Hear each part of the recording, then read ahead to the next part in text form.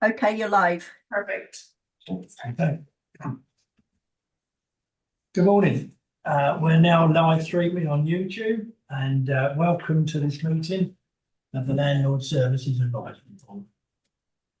My name is Terry Dawley. I'm chair of the Waverley Tenants Panel, and I'm assisted today by Councillor Paul Rivers, our housing portfolio holder and chair of the Landlord Services Advisory Board. We'll now go around the room and introduce ourselves for the benefit of those on view. Could we start with David, please? My name's Dave Mellams. I'm Tenants Panel representing Riverside Court. Good morning, I'm Councillor Jackie Keane and I represent Hazelmere West. Good morning, I'm Councillor Alan Morrison. I represent Trinity West. Good morning, I'm Councillor John Rabini. I also represent Hazelmere West as the Surrey Town and Borough Councillor. Hello, my name is Autumn Watt. I'm the Service Improvement Team Admin Support here at Waverley Grove.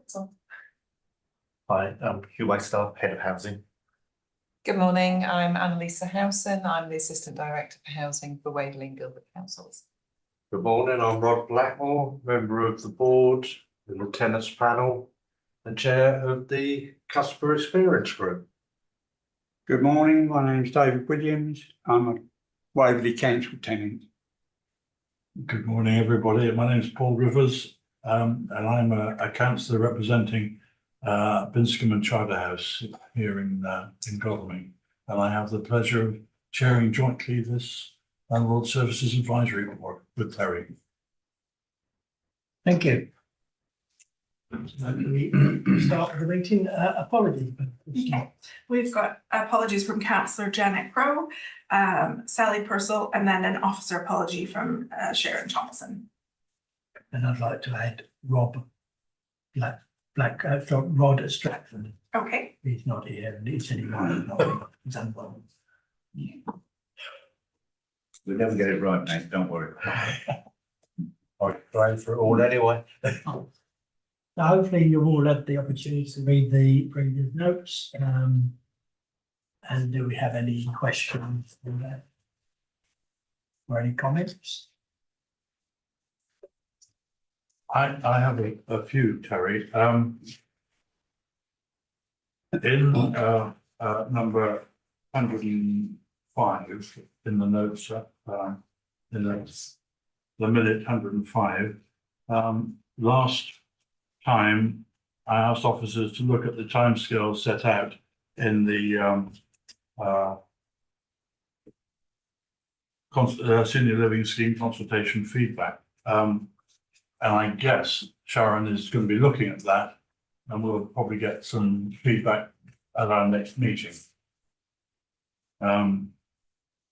Also in that, Terry requested, it's minuted that Terry requested an additional officer focusing on social activities at the senior living schemes.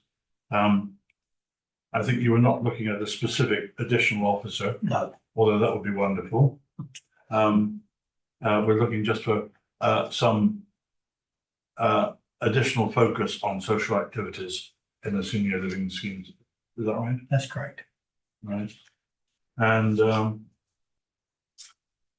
on 107, which is complaints update for the forum, there is an action. The board requested an update on the home relocation policy implemented last year and any actions that have come out of it. Is that something that we can deal with now, or is it scheduled for a future meeting? Can you? So on that point, we're planning to bring the home relocation policy back to the next meeting. For the actions we've taken.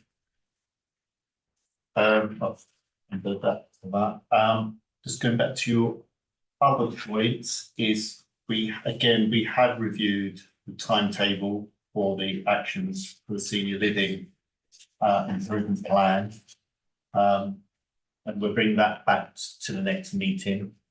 Communication has gone out to, or will be going out by the end of the week to the residents on the survey and the findings and the actions that we're proposing to take. On the additional officer focusing on social activities and senior living, I've been talking to the Assistant Director of Communities about a resource. So it's not an officer, but an additional resource. I did speak to her again yesterday. I haven't had anything confirmed. I mean, she has agreed to run at least a pilot. And I need to pin her down in something in writing that, so I can bring that to this meeting to say what we're looking to do. But we're moving that forward. Going back to complaints 107, complaints where Terry asked further information on upheld and not upheld. But I think that basically, if there's any type of service breakdown or how we manage that complaint, it's upheld, the complaint is upheld. It's literally found no service breakdown and we followed all our procedures correctly, that's when it would be not upheld. What the ombudsman is now clear that we cannot have partially. So even if we did most, for example, if we did manage most of the complaint well, or most of the service well, but there was some partly of the breakdown in service, it's not upheld. Sorry, it's upheld, the complaint. Right. So I think that's so we will not be using partially any inkling that the complaint or the service wasn't managed correctly, it would be upheld, the complaint would be upheld. Okay. So is that okay and clear? Yeah. Yeah, That's very clear. Thank you. Any other comments on? No, thank you.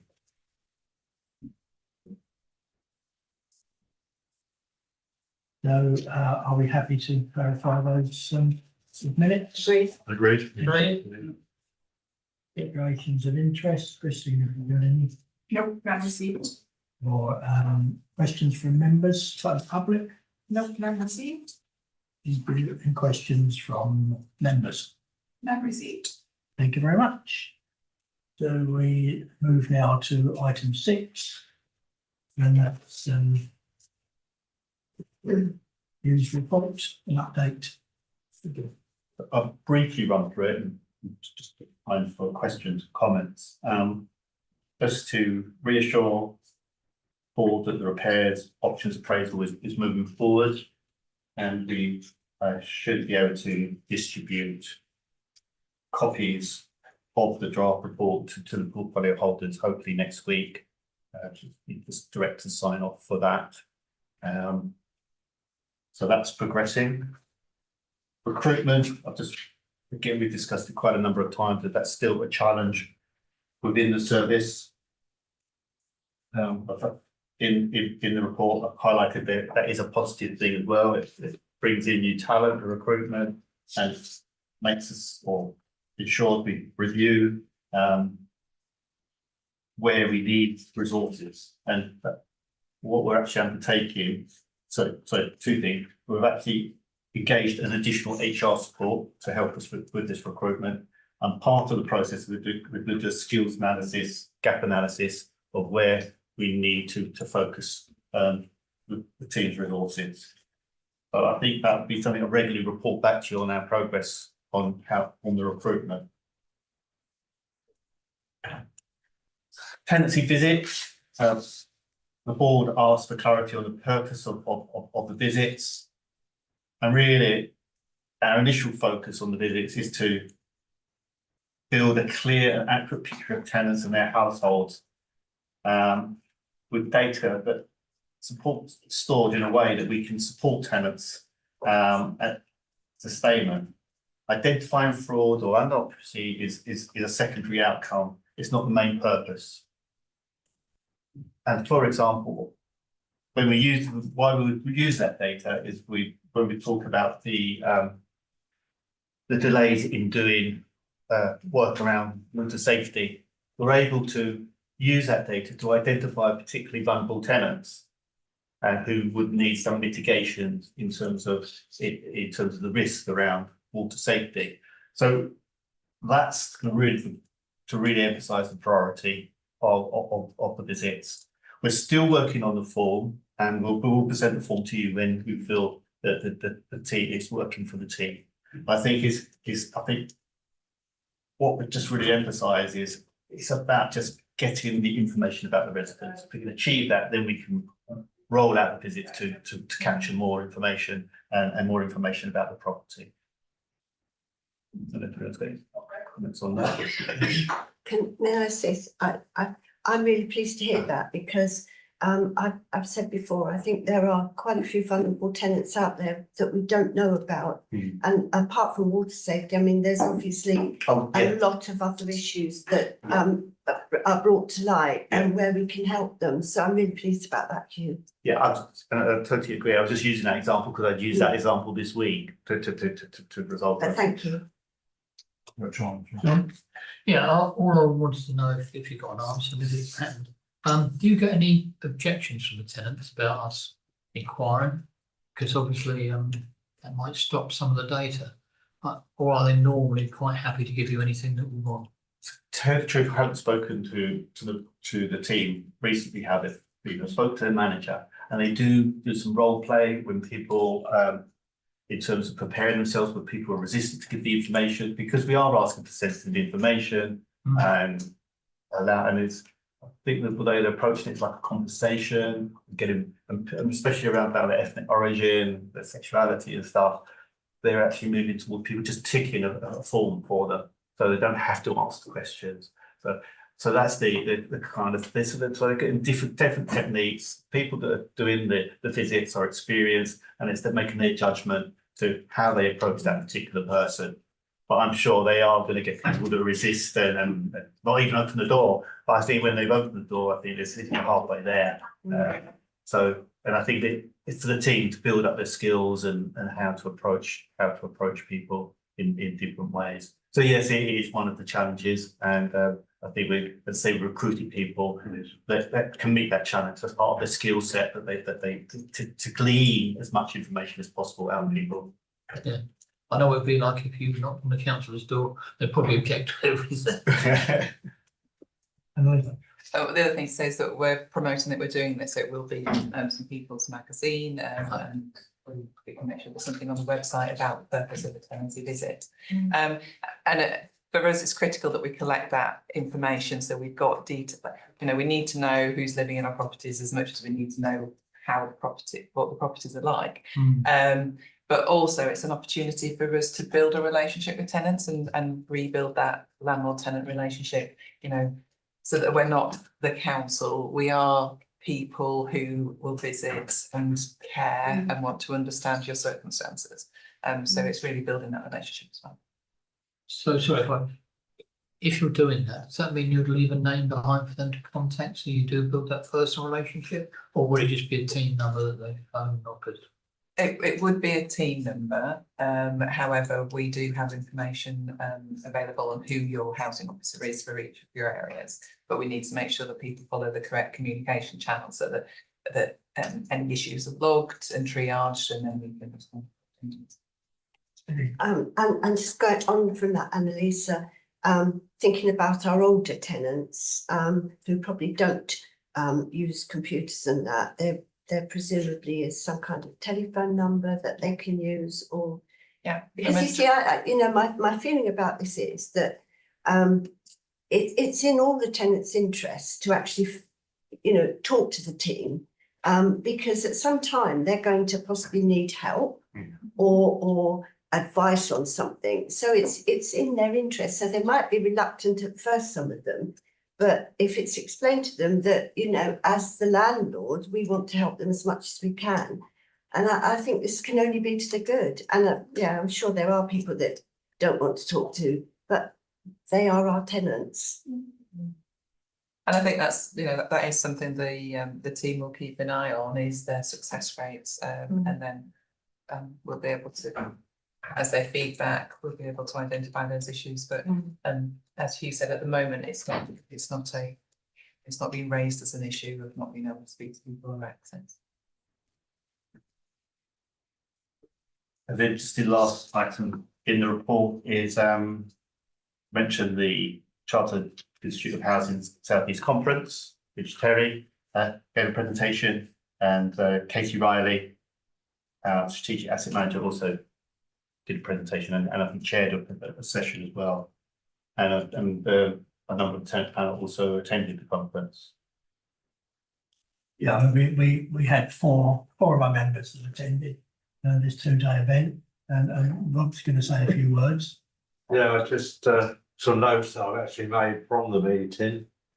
There was 4 of us that went, as you know, Terry and Dave, myself, and also Callie, one of our new members. She was very keen to go, and from her feedback, she learnt a lot from it.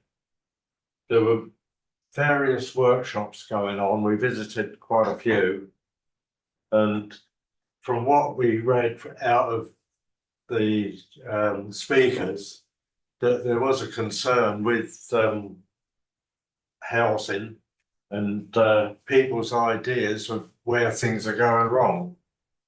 It's been very useful at the end to actually question them on their experiences and what we could actually do about it. We also had a look around at a lot of the stalls that was there, and there was a particular one that Terry picked out that done white goods and furniture. But instead of going like taking out hard purchase on it, they can do it through the council and you pay through it through your rent. So you can have an unfurnished place and have it furnished and move in. And then you're paying your rent as normal, and a portion of that would go to paying it off. And I think the key point of that is that there's no expense other than the managing of that process to Waverley. So it's obviously a company that are providing the money, and they can spread that over a 5-year period. So the opportunity for new people moving into their new homes to get carpets and whatever else they need without that big outlay. And I know that you and the Void team are going to look at that and see how we can take that forward or support that. Yeah, there was also one that I visited that was specifically damp and mould. And not only did they rectify the damp and mould, but they also had processes to prevent it in the first place without tearing walls down or structural damage inside or anything like that, and without filling the cavities with all these beads where you still get the damp come through. They have a process where they put a tube in and spray the inside of the wall with damp coursing, and it doesn't let the damp through. Can I just start, is that something, sorry, interrupting you, is that something that Waverley would look at with our damp and mould lady? Yes, that's something we can follow up, yeah. Because I had noticed just on that, and I noticed that one of our neighbours was having all the stuff sucked out of their walls because maybe they had damp, I don't know, but they were having all these beads or whatever it was taken out. I was quite fascinated. Yeah, in terms of cavity wall insulation, that does have a set life, and also it can degenerate if it gets wet as well. So you do have to replace it probably every 15 to 20 years. Thank you. I think that's about it. Thank you. Okay. I just a few words really that I was asked by CIH to present a speech on governments and tenant engagement, and also joined by the chair of Guildford's tenant panel, Chris Wood, who spoke on communications, which is a bigger subject. But I just took the opportunity really just to outline a few things about the engagement and the requirement of engagement from government and from the regulator.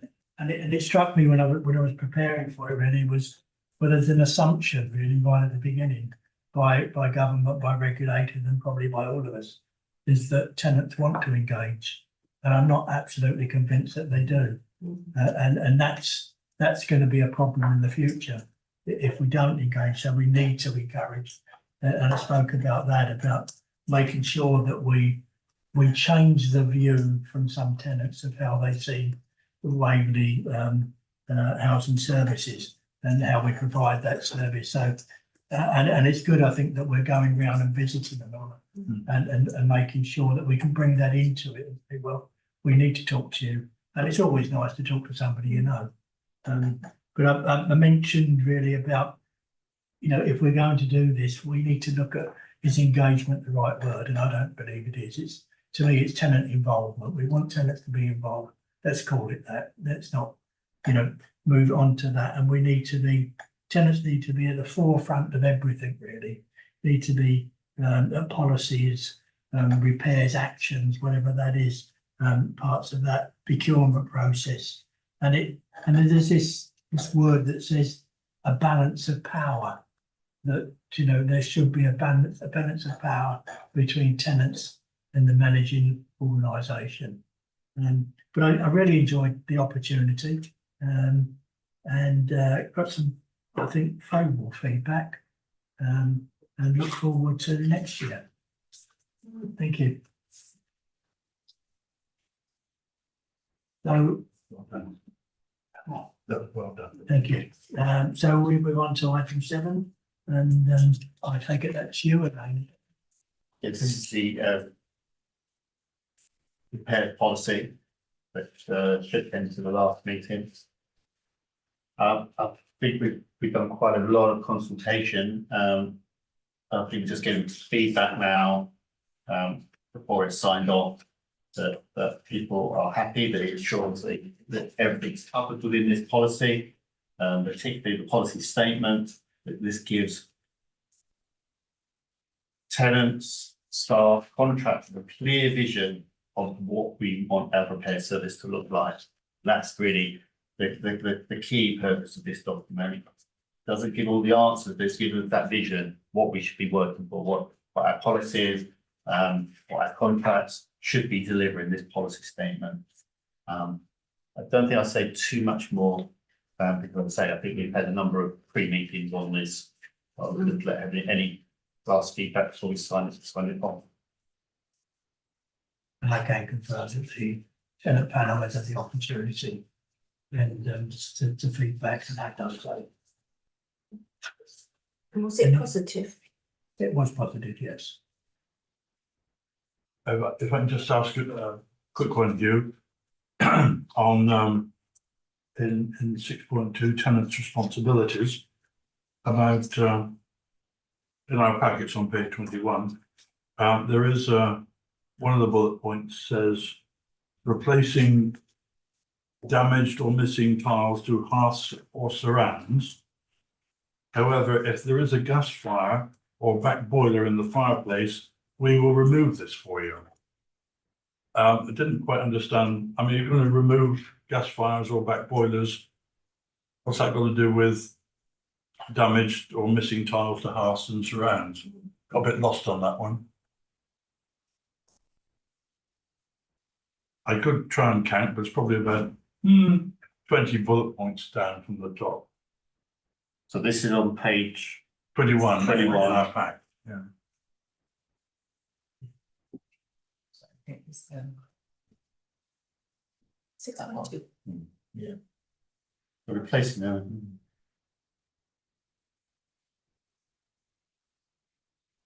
I think we would, if we were moving the boiler or the gas fire, we'd take, it wouldn't just be the fire, it would be the surround as well. That's my reading of that. Yes, so I'm not sure what the question is, but in any case, if there was an issue with, if they had a back boiler or a gas fire, we would look to remove it. I don't think we've got any more back boilers left in our homes. But if we, to remove it, we would probably need to damage the tiles. Yeah. So what was I saying? If we did remove, so what we're trying to say there, if we did remove the gas back boiler and it damaged the tiles, we would replace them. Okay. That's what that's. This is just one of those things that is a bit specific and doesn't need to be there, or It probably. Well, I guess the question is how many tenants now have a hearth with tiles around it? What normally happens, you take the back boiler out, take the fire surround out, and it gets blocked in. Yeah. So there's nothing there. So this is saying it's a tenant, if it's there, if we do have them, we probably want to do a check about whether we've still got them. And if a tenant breaks the tiles, then it's their responsibility to fix them. However, if those tiles are broken because we're removing the whole thing, then we'll get rid of everything. Yeah, I mean, That's what it's basically, saying. if we were doing some work, and the people who are doing the work made some, caused some damage during the process of that, that was clearly down to the people doing the work, then that will be repaired. That's a general point, I guess, isn't it? I don't think we need to worry too much about it, but, I mean, As you say, I think over time we've removed all the back boilers. yeah. So as you This say, is it's a policy, you know, and I think some of the details in here actually don't need to be in there.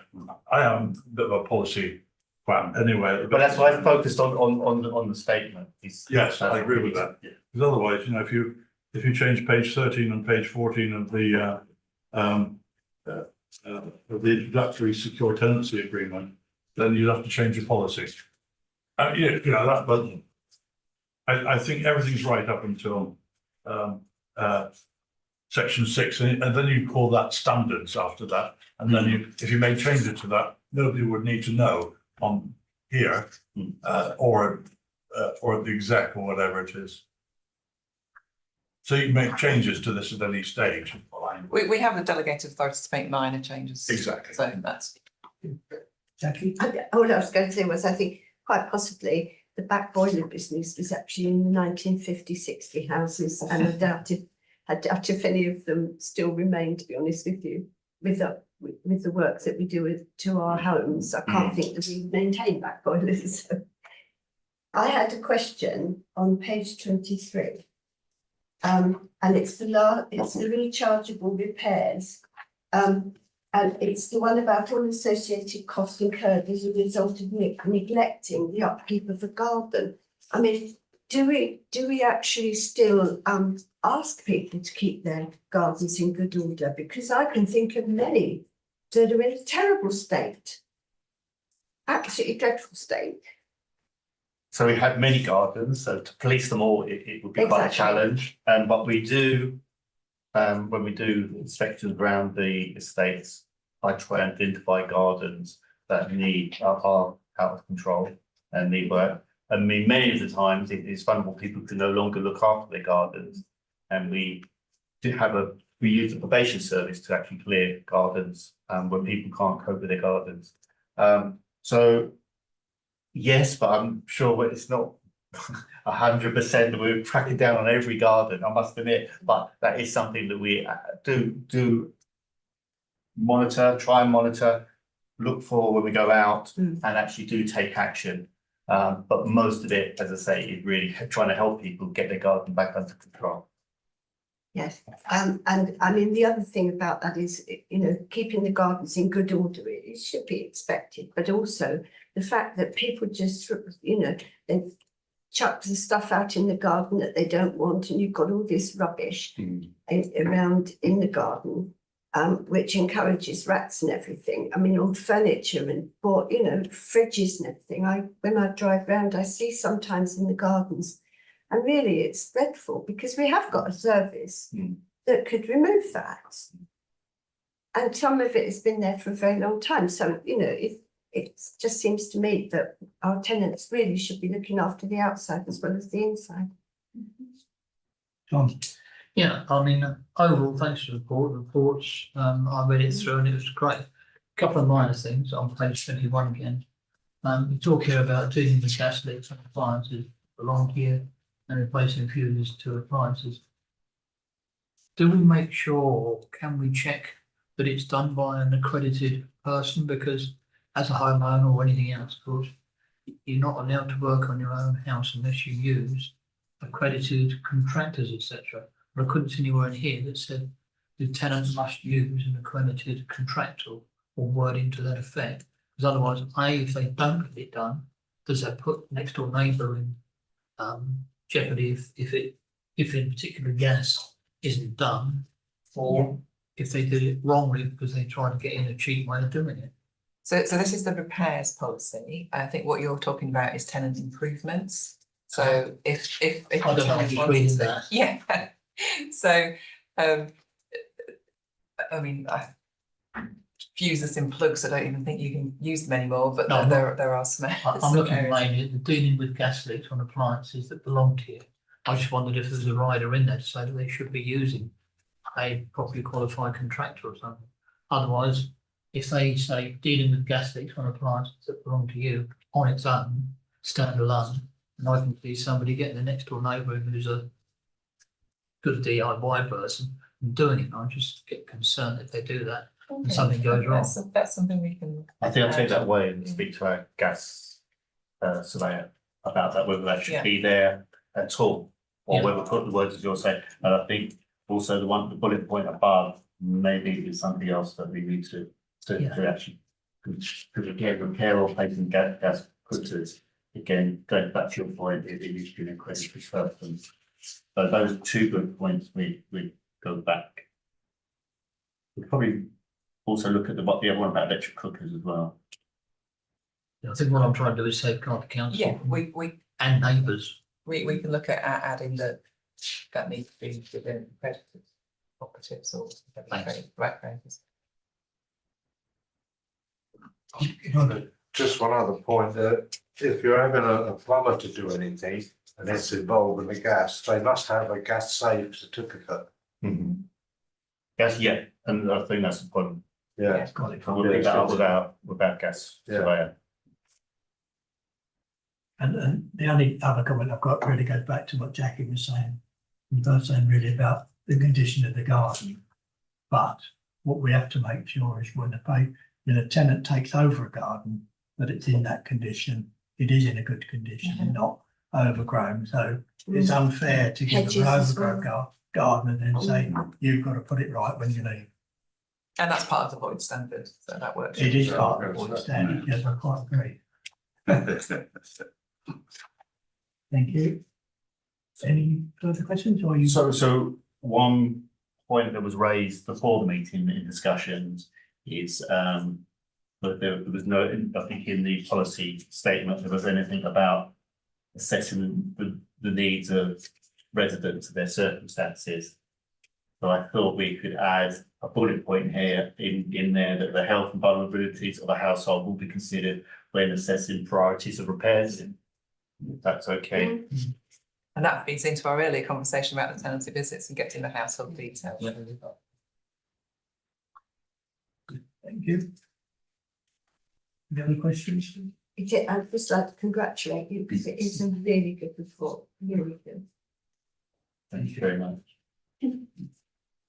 Thank you very much. And we go on to item 9, I think we're at now. 8. 8, yes, we've got one nearly. 8 then please. So I'm just going to put it on share the screen.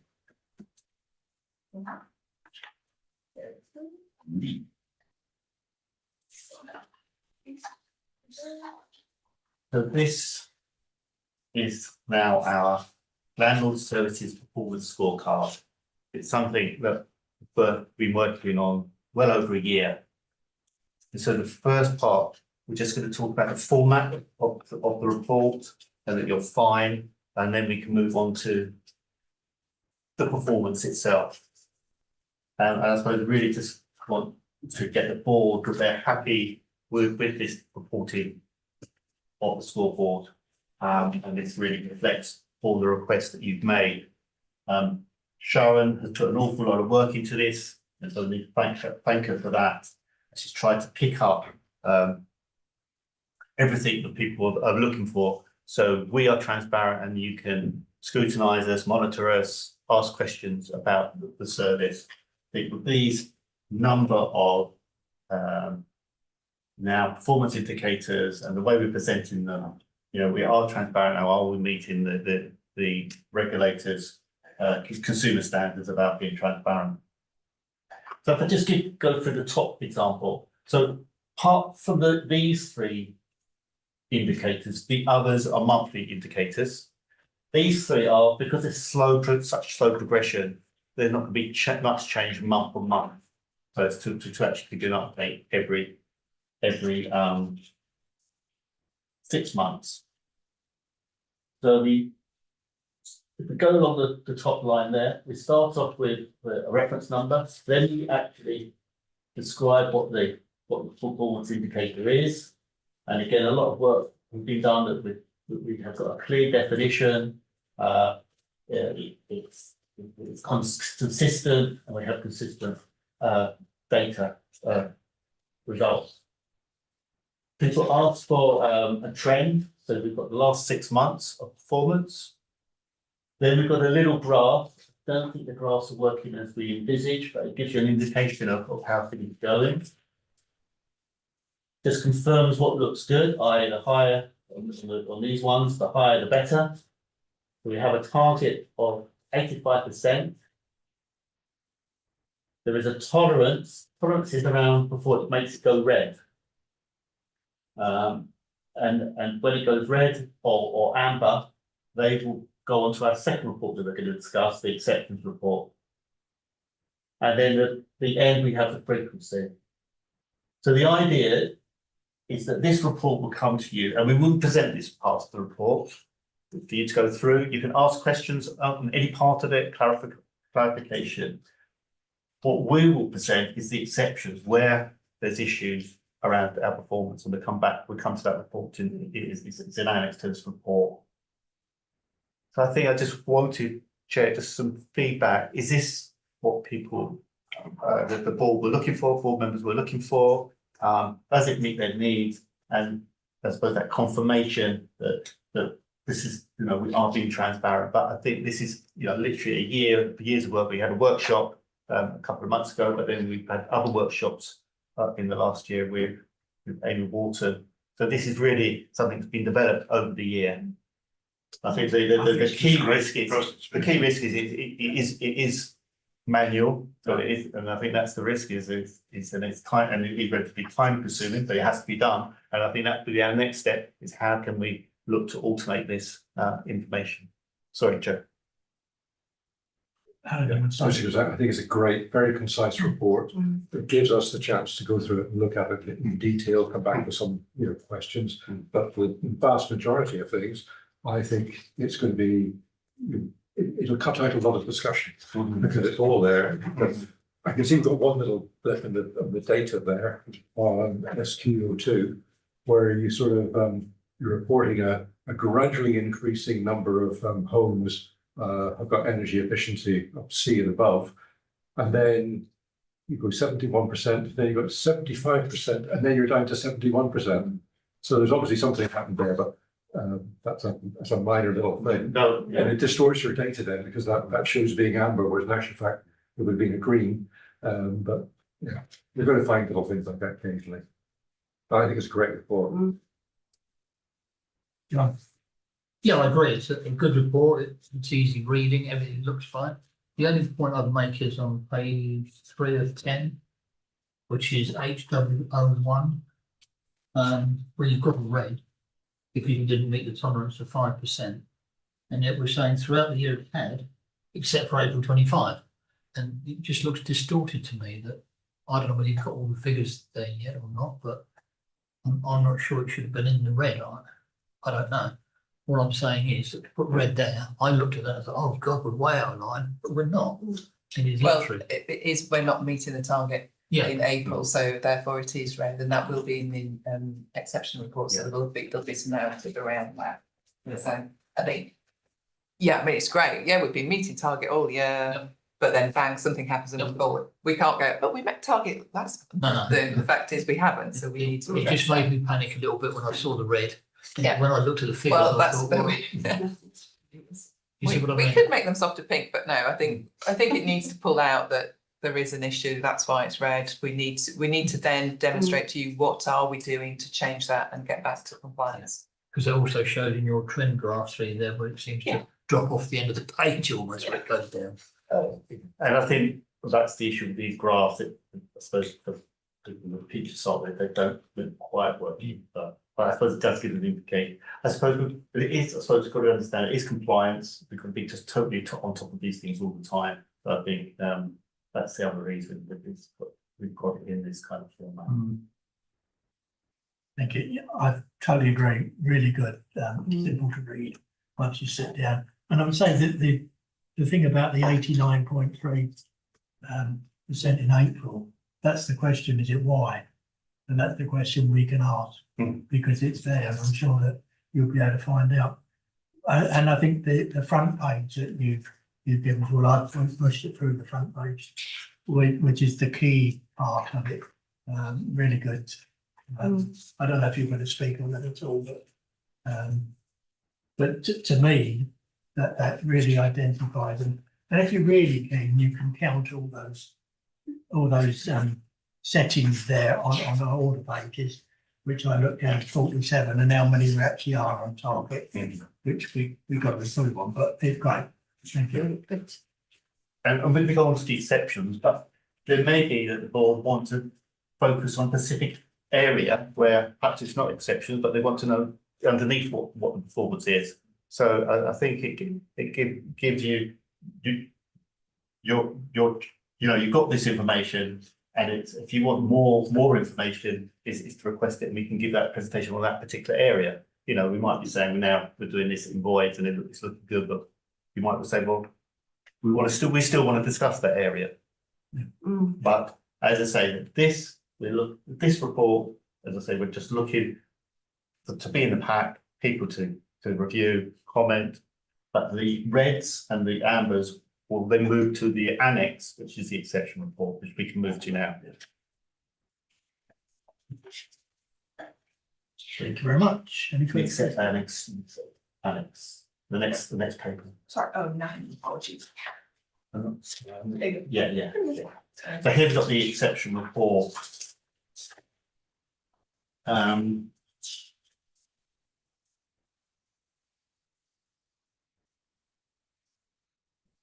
Sort of first two are the 6 month ones around it, which are more sort of long-term plans, and well, Pep's got 6 months, and I think we'll be coming back to those two later on. Later on, the big thing is we've got this grant to improve the energy efficiency of our homes, so we'll be spending around £5 million going forward. When we've got that programme in place, we can actually review that target. Again, we're doing some work on decent homes, which we discussed. We've got an external consultant looking at our data, and then when we've confirmed what our performance is, then I think we can then develop a programme to be more compliant in this area and move toward that 100%.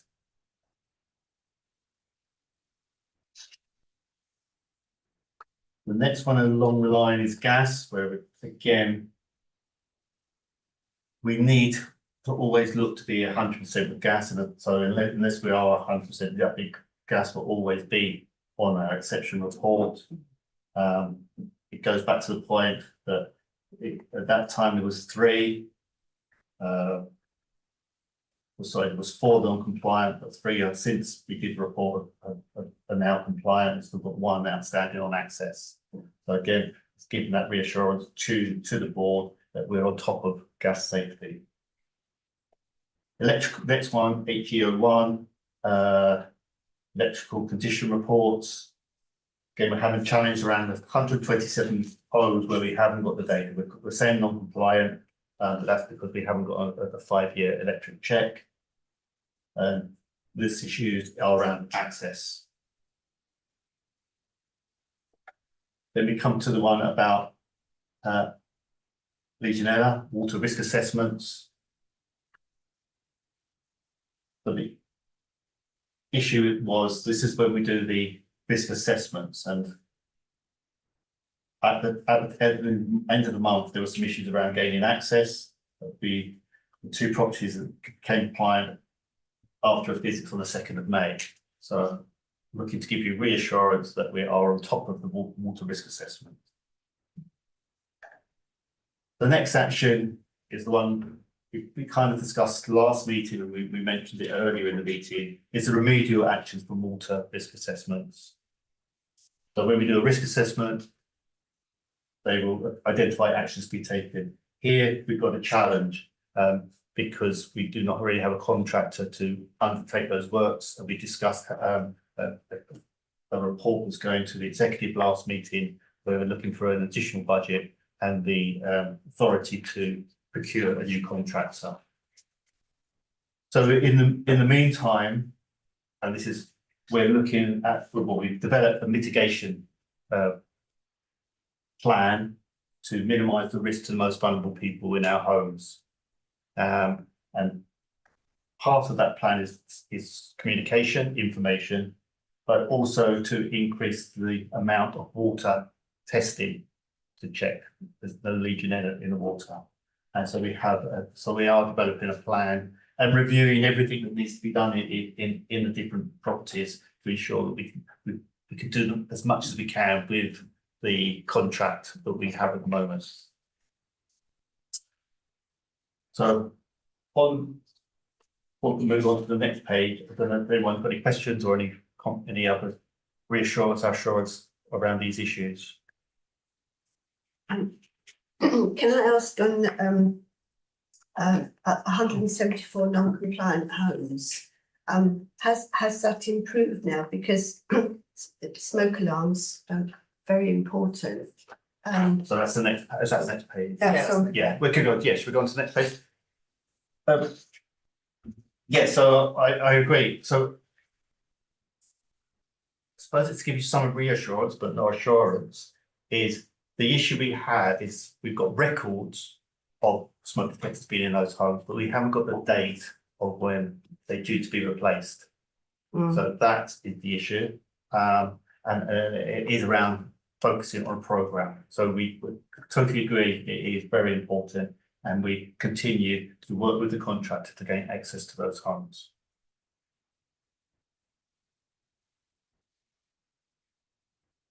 The next ones relate to Ian Williams and the responsive repairs contract.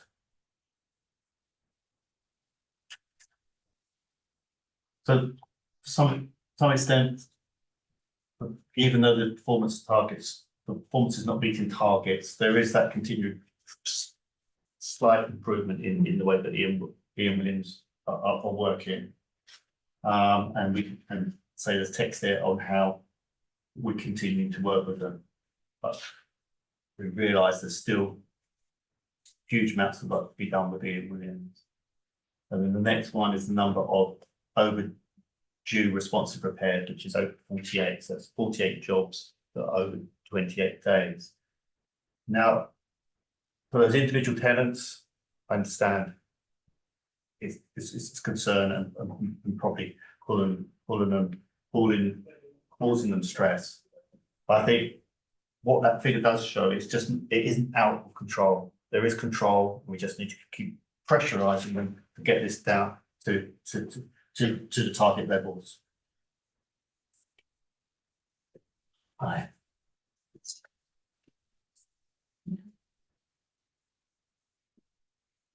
The next one, IW06, it's that percentage of respondents who report that they are satisfied with the last repair that they've received. Now, again, we are off target, but this is now the second month in a row that we're into the lower 80s. So there's clearly something happened to improve things when we were back in the 70s. And we just got to work on that.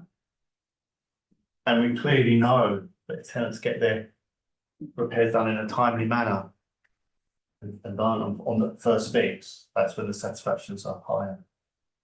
So I think, again, it's reflecting we are moving forward to improvement. So what we had, which does differ from what Ian Willis' perspective, the percentage of respondents who report that the repair was completed on the first visit. Clearly, tenants are not feeling that. And really it's about how to improve the process, to streamline the process for tenants when they're reporting repairs and when the repairs are actually done, And they are done when possible to be done on that first that first visit or the only visit by the operative. Voids, we're still way off target, but we have stabilised at 35 days. And that needs to continue to focus and improve on that. We're looking to recruit the voids manager that should take us forward, not only on turnaround times, but the things that we were discussing earlier about improving the void process for residents and tenants.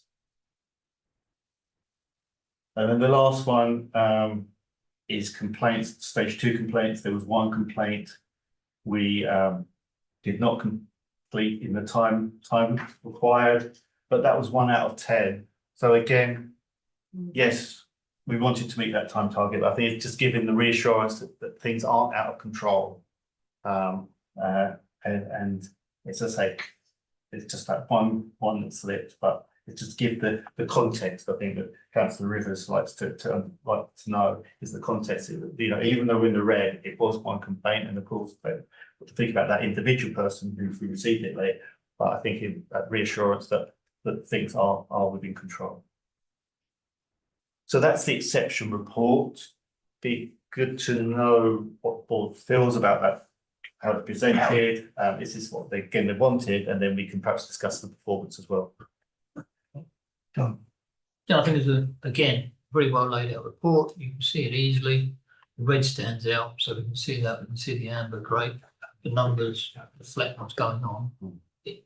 From what you were saying, so the question was, what is Ian Williams doing now to what last? And you're telling us that he's definitely improving. Is there anything else we can do? I know you've put in place better communication, better checking.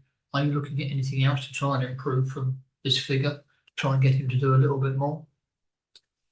I think it's just constantly monitoring them and chasing them. I mean, it's the basis of contract management is really just being on top of them all the time, I'm afraid, because I think what I'm afraid of if we're not doing that, they take their eye off the ball and have some other problem in some other contract that's constantly keeping them focused. I think they delivering some new IT improvements, which I think should be improved to the customer. We need to see how that works out.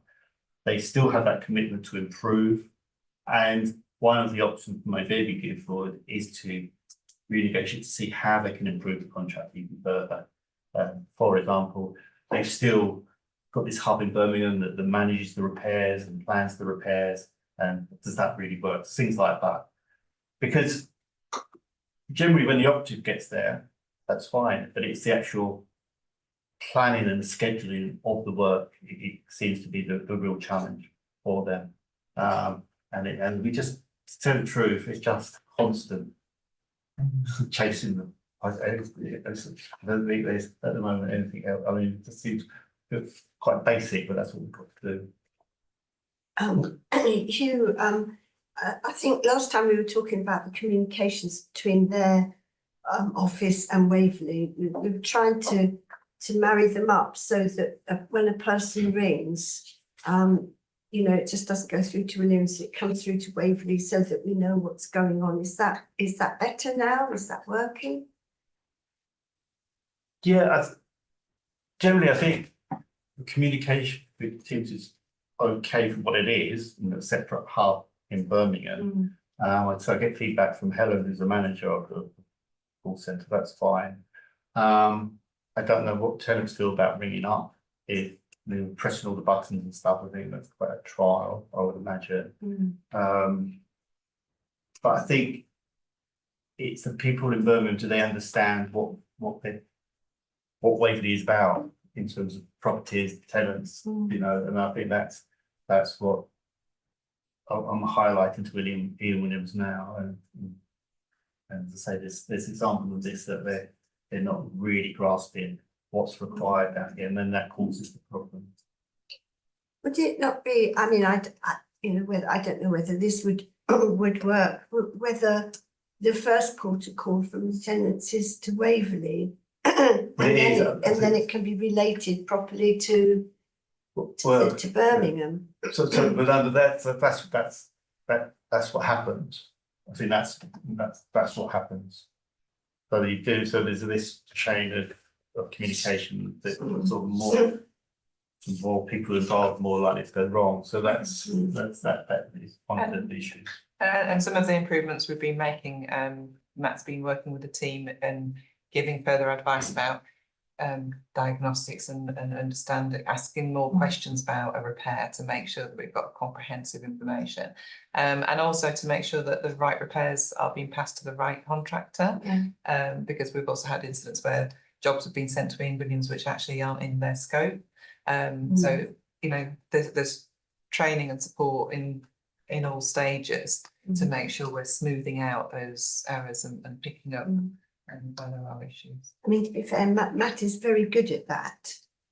You know, sort of sorting out who needs to do what. I think it's probably Ian Williams then that maybe makes a mess of it. Well, we've had a bit more stability with our key contact, haven't we, at Ian Williams now? So that's been helpful.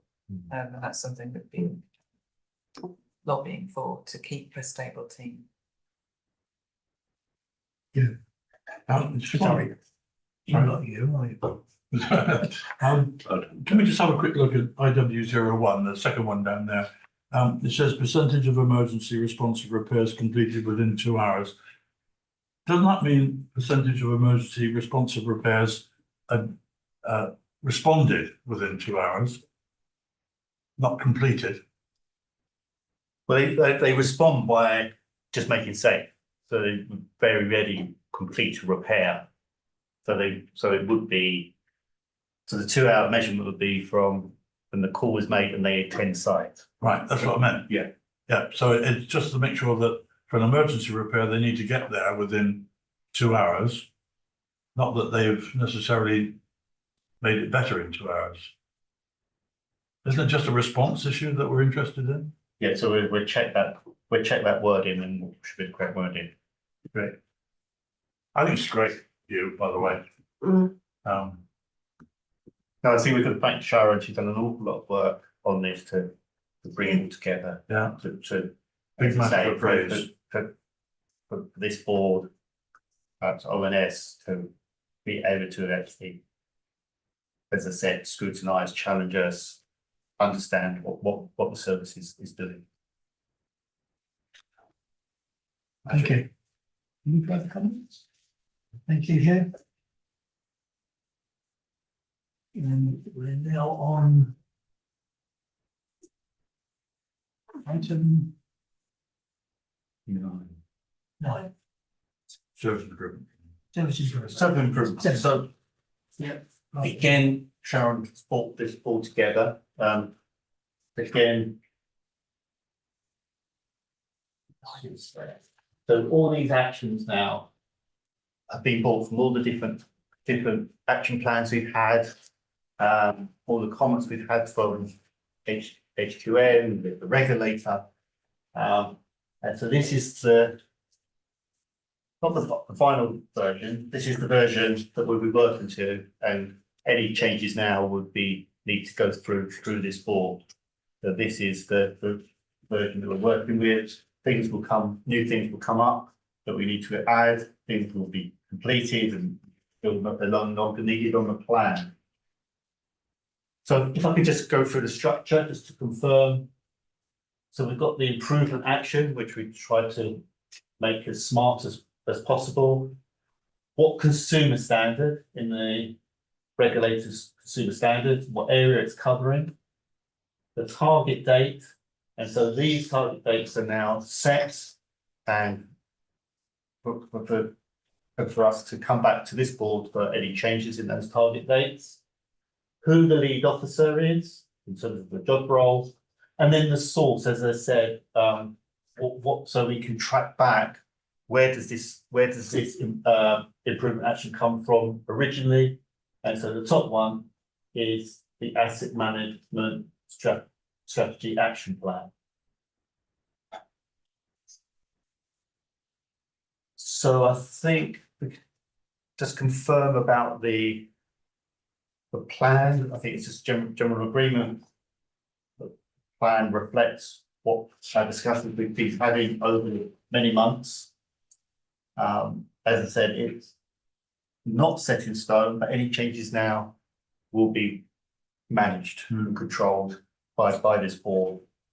And then we can perhaps talk about the areas in April that we completed. Yeah, mine's a very simple question. There are a number of initials in here, like HQN, EPCC. I know one or two of them, but is it possible that we have a Okay.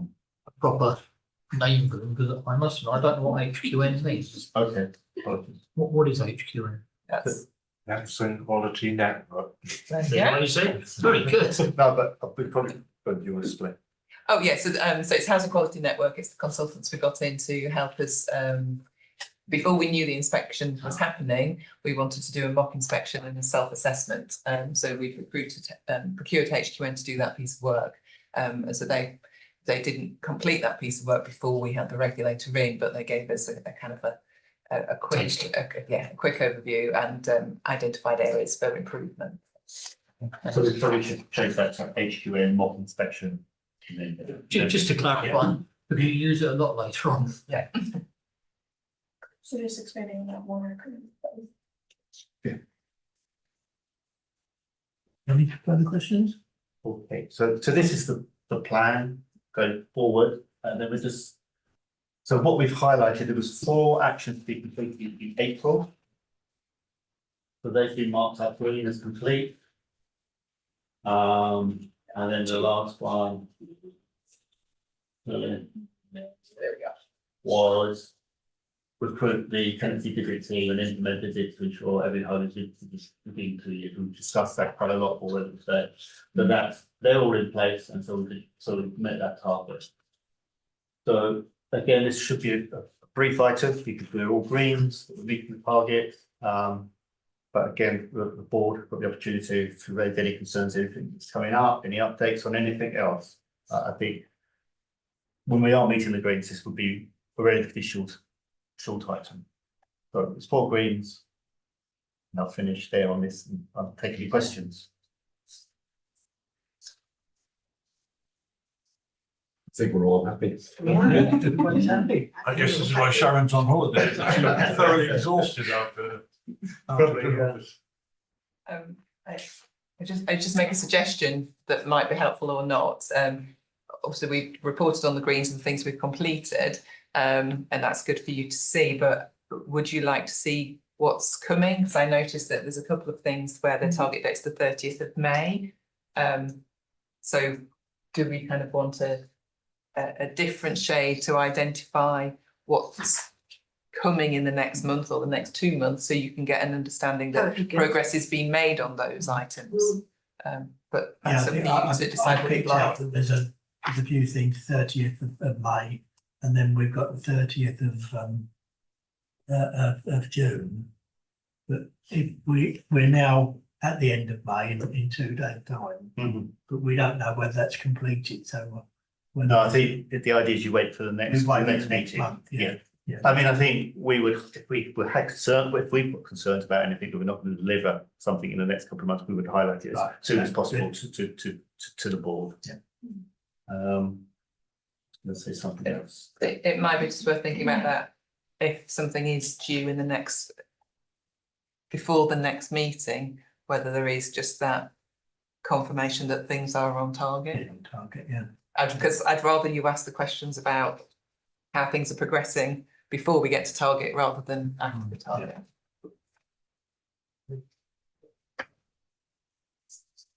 Okay, so this will be a regular item every day. The big takes us nicely to the forward plan. So the next meeting in May. June. So we get a budget update for the last quarter. We have a note on the tenant satisfaction measures. And the damp and mold, the scorecard with an executive report, update on the improvement plan, and then the 4th plan. So I imagine there's been quite a discussion on the tenant satisfaction measures and damp and mold. There's quite sort of a hefty agenda I mean, because it's the first quarter, I think the budget information would be quite brief. I suppose they're asking, is everyone okay with the floor plan for Yeah. the next You meeting? okay? Mhm. Yes. Thank you. Thank you very much. So it's dated next meeting, but before we just agree that, let's just say that we did agree some time ago that we wouldn't have a meeting when half terms. And that's where we followed this time. And if you could just, if you're happy with, make sure for the future, so we'll bring it forward by 1 week. Agreed. Be bad, it's a 2 week holiday, wouldn't it? But So, can I So democratic just get asked, services. this is Yeah. clarify, I think for the July meeting, we need to bring forward, I'm asking for the October meeting to be a week later. Okay. It just helps us with the papers, etc. Yeah. So the terms of reference for the group were quite clear that it wouldn't be, we wouldn't have meetings in school holidays. And then there isn't a meeting in August or December. December, Yeah. we have a workshop normally. We have a workshop in December. Good. So the date of next meeting then is the 26th of June. And that will be here at 10 o'clock. And you'll confirm the room. Thank you very much. And our preference, I believe, is to be the chamber when we can. Thank you. Yes, please. Thank you, Thank you very Terry. much. Thank you. And we now close the meeting. Thank you.